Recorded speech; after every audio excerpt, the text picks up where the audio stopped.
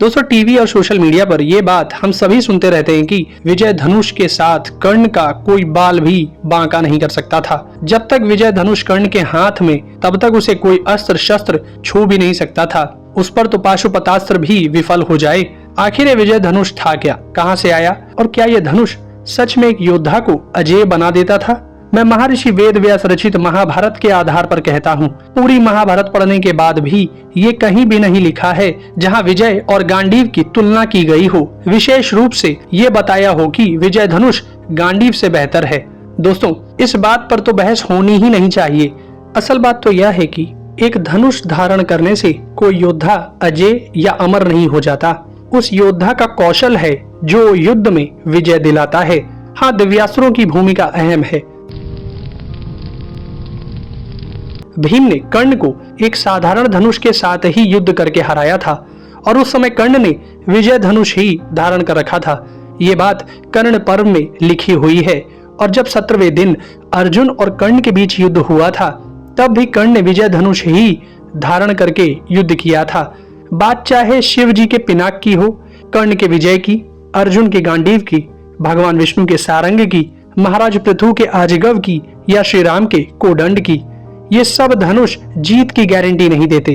कुछ झूठी बातें पहले टीवी सीरियल्स के सहारे फैलाई गईं और फिर लोगों ने उसी को सच मानकर ऑनलाइन फैलाना शुरू कर दिया कि विजय धनुष भगवान शिव का धनुष था और इसी से उन्होंने त्रिपुरासुर का वध किया था, जो सरासर झूठ है।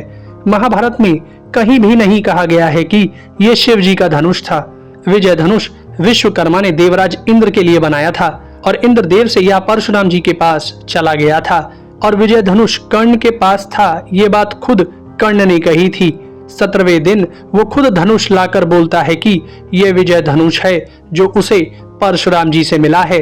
दोस्तों ये विजय धनुष वाकई परशुराम जी से मिला था, इसका जवाब सिर्फ कर्ण के पास था। कर्ण शल्य को एक वाक्य सुनाता है कि वो विजय धनुष के साथ अस्त्रों का अभ्यास कर रहा था और अनजाने में उसके एक तीर से एक ब्राह्मण की गाय के बछड़े की जान चली गई थी। इससे पता चलता है कि कर्ण के पास विजय धनुष पहले से था। महाभारत में 2 विजय धनुष का जिक्र है। महाभारत के उद्योग पर्व में हम पढ़ेंगे तो एक विजय धनुष रुक्मी के पास भी था।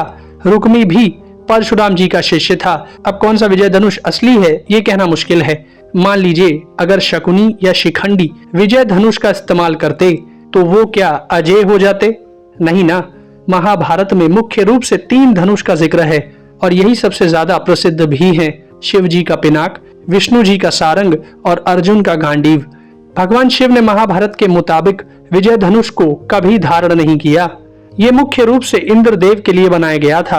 अंत में जब कर्ण ने अर्जुन के साथ 17वें दिन युद्ध किया था, जो उसका अंतिम युद्ध साबित हुआ था, विजय धनुष भी उसे मृत्यु से नहीं बचा पाया था।